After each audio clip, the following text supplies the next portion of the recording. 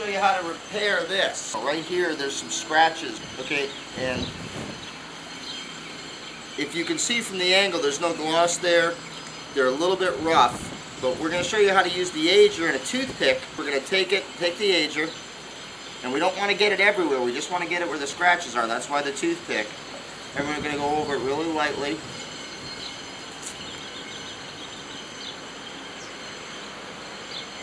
Because this will hide those scratches.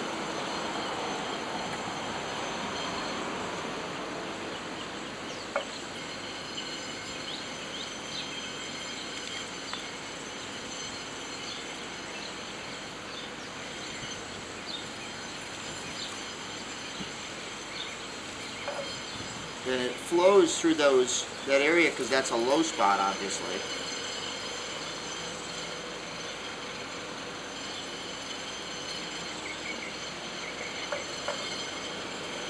And then I'm going to take a clean rag and I'm just going to dab it off.